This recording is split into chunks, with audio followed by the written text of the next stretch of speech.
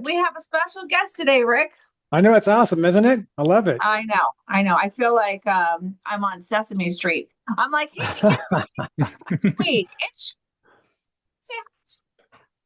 Hi, oh, everyone. Shiloh has a lot of kids, so he's okay with Sesame Street. Oh, good. Okay, so this week we have Shiloh Cox coming to talk with us today, and we know, like, trust Shiloh. He's been our inspector that we refer to people for many, many years, and so I asked him to join us and go over some of who Shiloh is, what Shiloh's all about, and some information for people if you're selling a house, the ways that you can avoid drama later with some minor fixes. And if you're buying a house, how you can avoid buying a house that's going to give you some surprise costs in the future that are going to cause you to have regret. Because there's one thing that I know for sure, people's attitudes about something wrong with the house are much better when they know it before they buy the house. So they if they know 100%. to, they're not so upset about it, but afterwards they'll be upset. So it's important to know about what we're going to talk about today with Shiloh. Okay. So I'm going to tell you a little bit about Shiloh. Shiloh is actually, he looks very young, but he's been a home Thank you. inspector longer than I've been a realtor, which is crazy. You've been a home inspector since 1996? I got in the business in 1996, yes. Wow. I mean, when you say the 90s now, it just sounds like Like a long time Oh, ago, right? yes. so long ago. So that's 28 years. And Shiloh, it says here in your bio that you have performed over 11,000 home and commercial inspections for real estate sales, plus thousands more for insurance companies. Absolutely. When you have all those years going, that's a lot of homes you've been inspecting over that time. Yeah. Like how many inspections a day would you say like a good inspection day is? Two, three? What is it? Well, it's going to vary by the time of year because during the summertime, we have a lot more daylight hours to get out there and inspect. So Mhm. sometimes three, maybe four will be a really busy day. During the winter time like this, it's hard to maybe get two in, sometimes three max, depending on size of home and travel distance. Yeah. Yeah, I can imagine. That's a lot of inspections, but Yeah. people Wow. need you. For Okay, so sure. you said that your FYI Inspections, that's the name of your company, as in for your information, right, Charlotte? That's it. Yeah.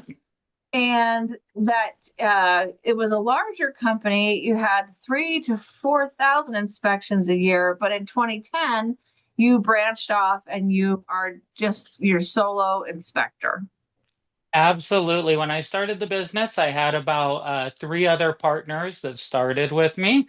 And then how business goes, sometimes things work out and they don't. But as the American dream, we grew this company from just a couple $1,000s up to a $1 million plus business.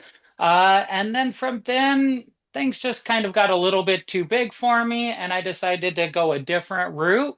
And now I work independently on my own. So I'm face to face, personal with every buyer and seller that I work with. Yeah, I like that. And it's just you can always, I mean, being a home inspector is like such a big deal. It's such a big responsibility, and it's nice to know that you can rely on yourself. You know what I mean, for gathering information and giving it out to people. All right, so we've got an intro. We know about Shiloh, and so we've got a couple of questions here. Rick and I are gonna Yeah. take turns asking questions. So, Shiloh, can you tell us like what is your job as a home inspector? Oh, yes, absolutely. So there's can be a little bit of misconceptions about what a home inspection is, but the easiest way to summarize it is basically we're there to provide you with a snapshot to let you know the condition of the home as it stands as the time of that day and when you're buying it. It's not a code inspection. I've heard you reference on your previous podcasts about codes coming up in inspections, but there's way too many cities and eras of buildings. But we might point out some items that are code reference that could present safety hazards that you might want to improve upon. I like that. Mhm. That's a good point because a house, it's like a carton of milk, it has a date on it. And after A good way to put the it. date, the codes change. And so when you do a home inspection, sometimes it's like, well, this isn't up to code because it was up to code back in 1996, 1 million years ago, but now in 2025, not so much, that kind of Yeah. thing. Yeah. Okay, here's a good question. Is it important for the buyer to attend the inspection? Why or why? Oh, yes, absolutely. I always recommend every buyer to be there when they can. Um, Obviously, sometimes buyers can't make it, but the best reasoning behind it is it gives me a chance to explain to every home buyer to say, this is the problem. This is maybe how you can go about fixing it or repairing it. And honestly, the best thing is if I just tell you something's, or if you're just reading the report and it says something is leaking, that can look scary. You're in your mind as a home buyer, they're imagining Niagara Falls, just water Mm-hmm. flowing out everywhere, as to where if you're there on site or if you have the report with photos, you might just see it's a little drip or a little leak. So sometimes the verbal or the written format might come across a little bit more than what actually the biggest problem is. I guess it would be then the buyer's imagination makes it out to be. Yeah, yeah. And plus, Makes sense. I always like when the buyer's there because then they can ask you like, where do I shut off power to this house? Or where's the water shut off? Or just important things they should know in case an emergency pops up. Well, yeah, and I can walk them through some maintenance tips, show them where to Hmm. change the HVAC filter, how the thermostat works if they have questions on that. They can definitely get a lot more information when they're there. If they're not able to make it, I always usually recommend that they wait until they receive the report. So again, that way they can review it, take a look at it, and then we can discuss the items by the by the line item on the report, and they can view the pictures, and then that way they can have a complete understanding of what's going on. Hmm. I like that. Okay. And how long does it typically take for an inspection? Let's say if the house is 2,000 square feet. And I guess that would change too if um, it had a crawl space versus a slab versus that sort of thing. Oh, absolutely. You'll have a lot of different factors that's going to take the time of an average 2,000 square foot single family residence. As you referenced, the size of the crawl space, is there one, the type of roof, the type of construction, even the age of construction. But the biggest part that takes, I guess you can say that determines the amount of time that it takes to do the inspection is going to be how well the house was maintained Mm, and how much it's been upgraded because it'll save a little bit of time for me on site if I have to write, but I would usually say about 2 to 3 hours is going to be the average in that range. hmm Hmm. hmm That sounds about right. Okay. Here's the myth part of this question. Mhm. Is it a myth or is it fact? That you advise a buyer whether they should buy a house or not. Is that part of your role? Oh, I probably have been asked that question so many times over the years, and it's there's no way I could tell that to any particular buyer because there's a lot of circumstances I'm not even privy to with the buyer as to what's important to them. I can let them know what the important things of the house that I found, but ultimately it's up to the buyer to decide if this is the right house and purchase for them. Every buyer Yeah. situation is going to be different coming into a house. And that I like to think that I'm part of that process to help them make a smart, informed decision. Yeah, definitely. Yeah, you never know. People have different tolerances for different things, right? And different pocketbooks. Like, maybe they have 50 grand laying around and put into the house right away, and maybe they absolutely do not. So you're right. There's a lot of personal circumstances.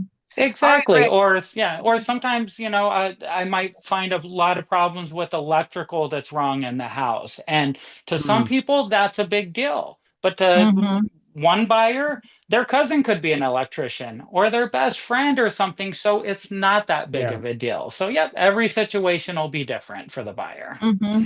Mm-hmm. All right, Rick, you're up for the next That's good stuff. That's section awesome. of Yeah, questions. yeah, yeah. Thank you, Charlotte. It's great to see you on the call today. A lot of good Yeah, thanks, information for Rick. sure, man. I appreciate it, man. So, and Rick's you're tired of just looking at me every Tuesday. He's like, listening hi. to me go on about stuff, right? Yeah. So Just listen, kidding. so what do you, in your opinion, Shiloh, what are the biggest red flags you see in things like the foundation, electrical, roofing? What are the big issues you see most often? You'd be surprised, Rick, but there's probably only of the hundreds of homes that I inspect every year, there's probably only a handful of them that 4 or 5 a year that I can remember that actually have really big, serious, major red flags Gotcha. that, I can never tell anybody not to buy a house, but there are some times that I might be like, you definitely have to get Mm, this checked out by a professional. But yes, those areas that you hit, the foundation, the gotcha. general structure, albeit it's pretty limited as to what we're required to do for a home Sure. inspection. When we do see something, it's usually the worst of the worst when we call it out, and we want to let buyers again give them an opportunity to have a chance for a professional to come in to take a look at that. Things like the roof, we want to make sure that the roof still has some usable life left on Got it. it.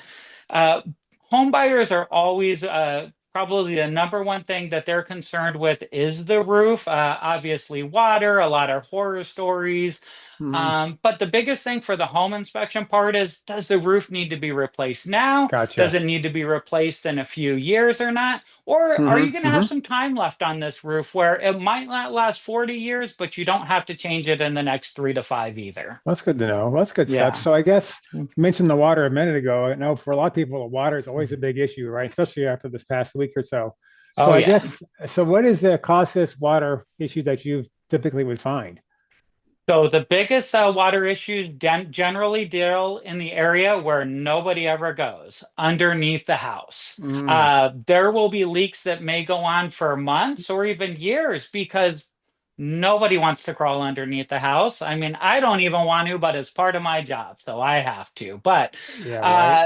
leaks can go undetected for many years underneath there. So Hmm. repairing leaks is definitely one of the biggest things, and any type of water damage or contamination underneath there.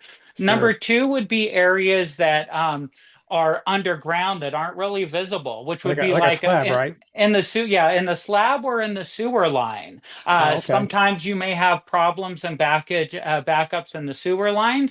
Now, this is a little bit beyond the scope of a home inspection. There Hmm. are some home inspectors like myself that do provide a sewer camera inspection when it's accessible to be able to get out there.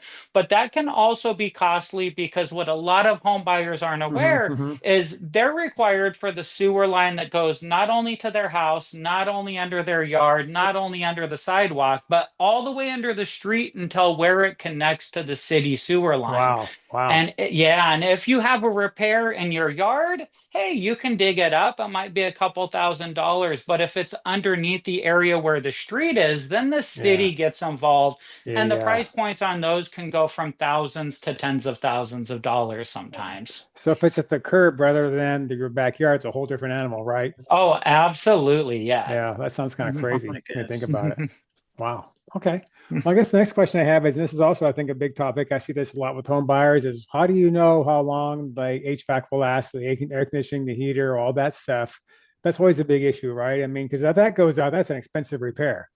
Oh, yes, yes, it can be. And again, it's another question I get asked a lot. And I like to think with all of these years of experience and Hmm. inspections I've done, I always tell everybody I like to think I'm a pretty good inspector, decent at least, Yeah. but a bad Yeah. fortune teller, unfortunately. So, Right.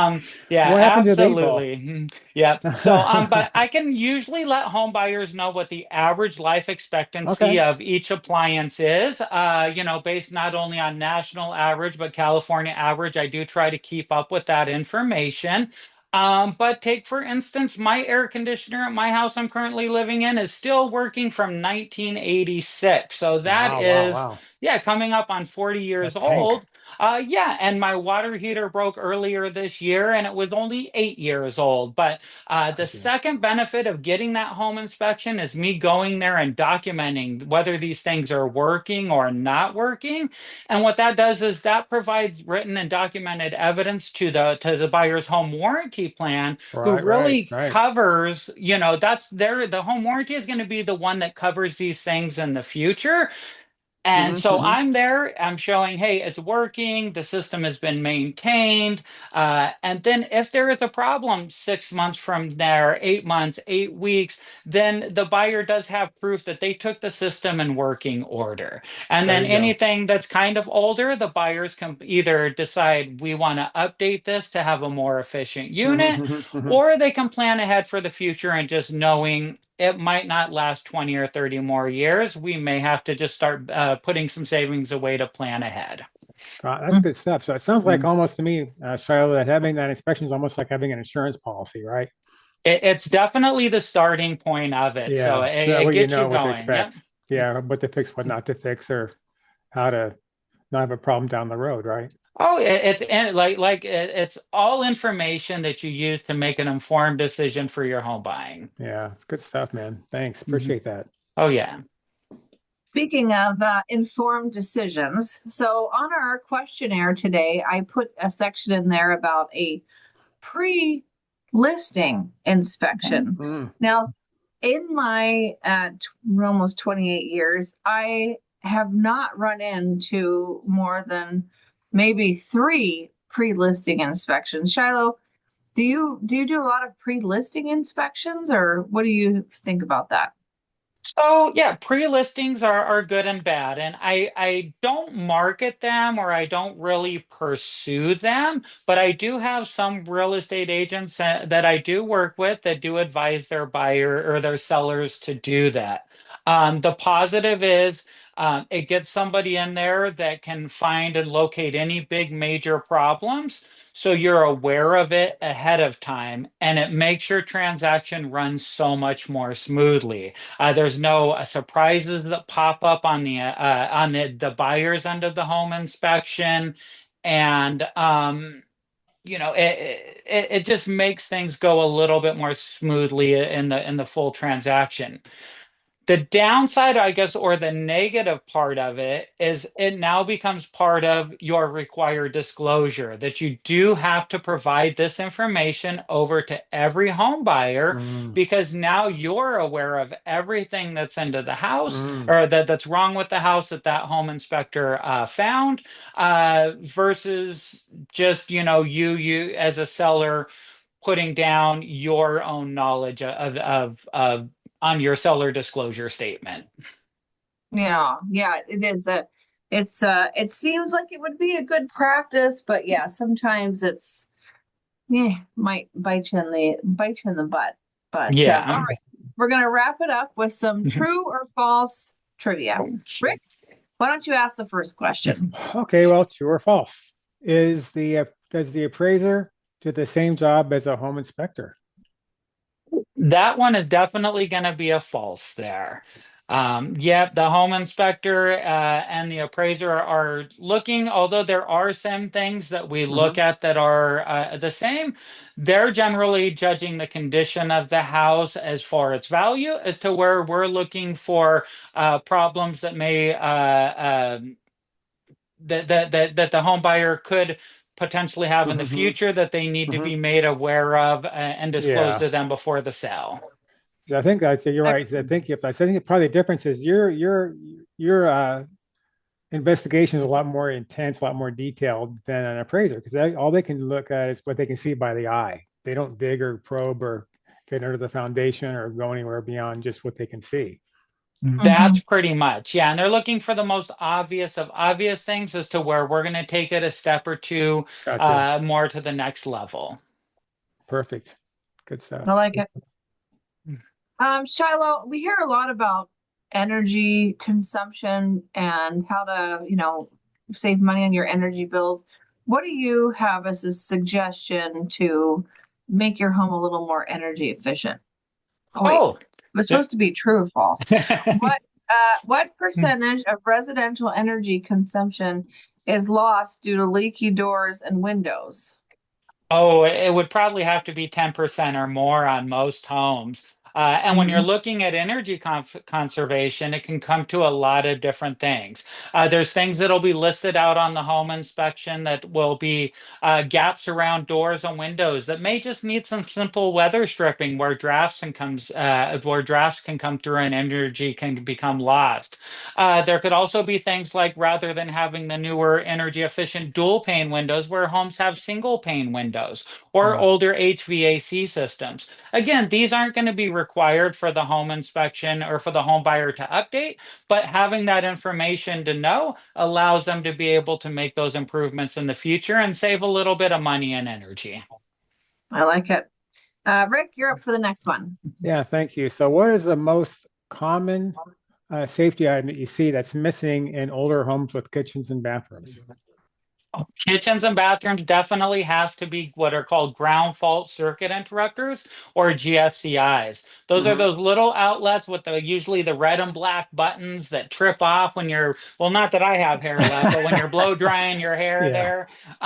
But yeah, those were not required in kitchens and bathrooms. I think by the NEC about 1978, or I'm sorry, 1987. Oh, wow. So there's a lot of older homes where in the kitchens, they just won't be there. Now they're technically supposed to be added when somebody updates their kitchen, but most Mhm. people don't. It's a very simple upgrade to make. It doesn't require any additional wiring, just a little bit of know-how of how to connect those wires to the GFCI. That's interesting. So if I heard you right there, Shiloh, that what you said then, it was houses built prior to 1987 do not have GFCI outlets In the kitchen, yeah, in that's the kitchen. correct. Wow. I In didn't the know that. kitchen, yep. So it's probably And one that's of an the old house most these days. common things Wow. I make. Oh Okay. yeah, and now they're required, and every year it seems like they're required in more and more places. Now, like all garage walls outlets require them, all kitchen outlets are required to For have code them. now. Yeah. Absolutely for code now, but again, for most safety, it's I think 1987 was within 6 feet of a sink, which is kind of that's what everybody references because that's the old knowledge of what everybody hears and that's what sticks and remembers. But we want them in the most places as possible. Again, it's no Yeah. requirement to update that for Yeah. the Yeah. home sale, but it is a good idea. So I guess my question on that's a good point, Mhm. but I guess because they, in my mind at least, 87 Yeah, wasn't that long ago to me. yeah. But what is the purpose of a GFC outlet? What does it really do?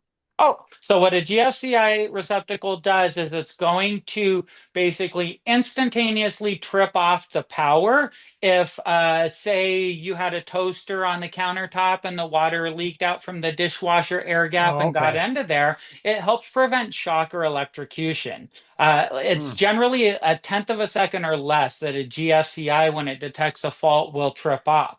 If you're relying on the circuit breaker, that can sometimes take 1 to 2 seconds for it to trip off, and that could be the difference between life and death for Yeah, some no kidding, people. right? Yep.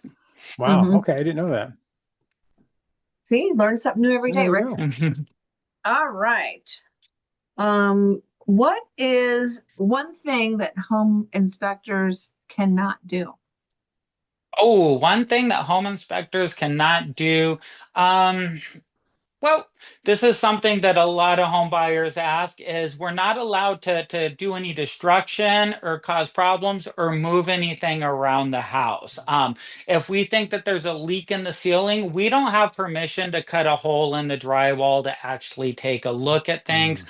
We can't move personal items or furniture out of the way. The best way to think of it is that the home buyer hired us to go into the house. We're like a guest. The seller didn't ask us to come, so we can't start dragging furniture across the floor and moving people's, possibly value vases out of the way. So, most of the time, when with some experience, you kind of understand where the problems are, and you can kind of let somebody know there may be an issue behind something or not.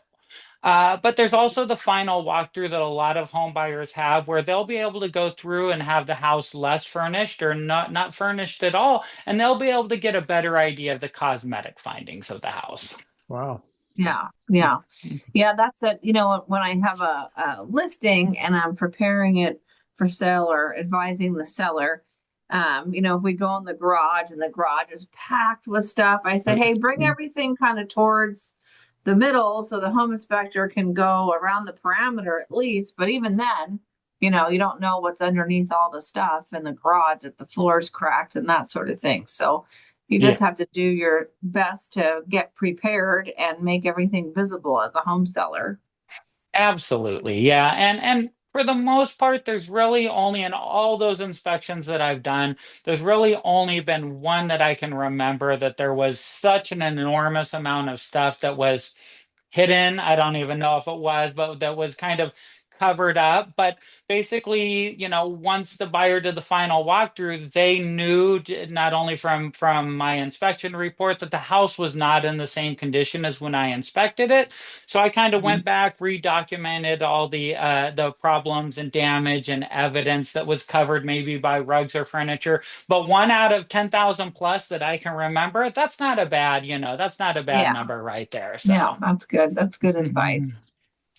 Well, thank you so much, Shiloh. We really appreciate your time. We know you're busy and it's Thanksgiving week, and we appreciate your expertise. And I'm going to post all of your information on this podcast in the links so that anyone that's because the area you serve is what? What are the areas that you serve? All of Southern California. I've got clients all throughout. It's never will I go there. It's do I charge a travel fee to go there? But yeah, no, I've worked down from Yeah, San there you go. Diego all the way out to Blythe, up to Wow. Oxnard, Wow. Camarillo.